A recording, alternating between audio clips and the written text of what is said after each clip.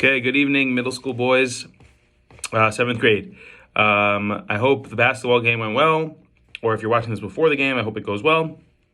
I just wanted to come on and do Middos Monday again with you because, again, we have very little time during the day to do it. And so far it's been working for me to upload videos. We try our best to get it in, but if we can't, YouTube videos with a little short, 2-3 question submission to show me that you listened and that you thought about what we're learning here today. So it'll be due tomorrow. It'll be under classwork, under the post-it, on Google Classroom. Please make sure you're doing it. And again, I can't stress it enough. Please get your behavior charts signed, especially a day like today where I felt like many behaviors were really great. People were motivated doing the work. Please make sure to get them graded, especially the day where you get like a 9 or a 10 or an 11. So a lot of people got 11s today.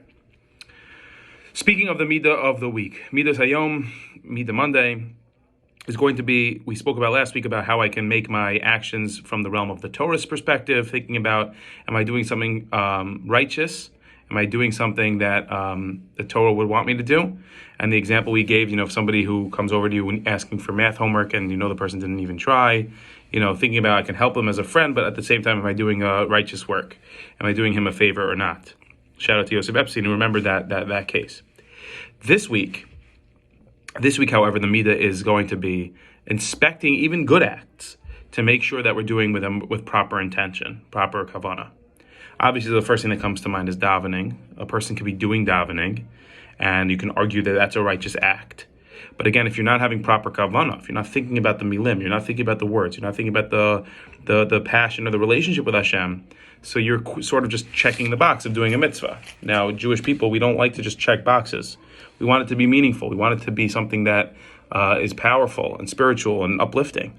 Because if you just keep doing the mitzvah like a robot, so you're missing a whole element of the mitzvah that a lot of people end up just stop doing because they don't feel a connection to it. So this Middah of the week is going to be, can I look at the things that I do, especially the good things, certainly the good things, and trying to think about, am I doing them to their best?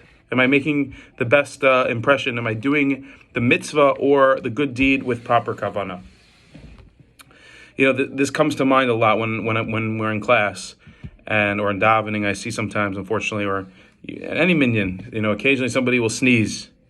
And you'll have a kid or, boys are davening, even adults, sometimes somebody says, gesundheit, God bless you.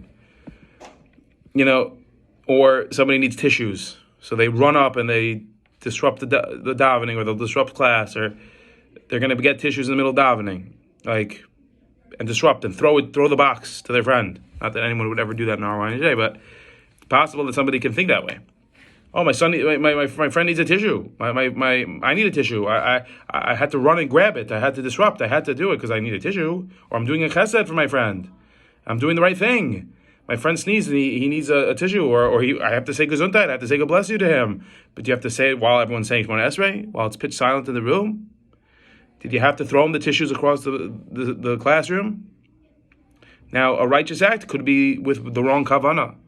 And that's what we mean for this week's Middah. Doing the right thing and having the intents and purposes, having my kavanah be a positive, growth-oriented kavanah as well. One grave sin that happened in the Torah that we know about, we've mentioned before as a great example of this, was Aaron of our Cohen, who we just learned about his death in Parshas Chukas towards the end. He had 2 sons, Nadav and Avihu, and unfortunately they did not survive past their father. They died before their father even died. They died because they had went into the Heichal, and there's a number of different opinions as to why they died. But one opinion is they wanted to bring karbanos. So the obvious question is, well, if they're bringing karbanos, why should they be killed for that? And so the answer that many Mefarshim give is that, although on the one hand they wanted to do something really nice, a mitzvah, so to speak, doing avoda, Nadav and Avihu were not supposed to be there. That was a reserved location for the Kohen Gadol, for example. Or they should have asked permission to be there. They didn't know they weren't supposed to do it at that time. And so because of that, Hashem punished them very severely to teach us a very valuable lesson. The tzaddikim and the righteous of our generation are punished super severely. Moshe Rabbeinu hit the rock. We learned it was maybe a couple different opinions as to what happened really there at the rock. It's not so pashut, it's not so simple. But at the end of the day, he hit a rock. He blocked a miracle. He said the wrong word, called them rebellious. But he was punished so severely because these people are held to a high standard. And the reason they're punished so severely is also for us, the regular people, to see how much Hashem cares about it, that He's even willing to punish His own righteousness, His own people, and especially the top quality, of His people in a harsh way, to show how important He feels that this is, to have proper intention while you're doing the good thing. You know what? I don't need to say God bless you right now. It's in the middle of Shacharis. I know I know I need a tissue right now, but I should walk quietly and go outside, not just grab a box and throw it to my friend or whatever. And this is the idea we should be working on for this week.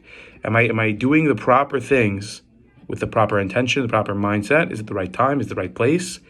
And by doing that, every mitzvah and every good deed that we do will be amplified and done with extreme care and precision, and HaKadosh Baruch Hu will really feel closest to us. We will feel closest to Him, because everything we're doing, especially the good stuff, now has even more meaning to it, and more and we're thinking about the mitzvah, and we're doing it properly.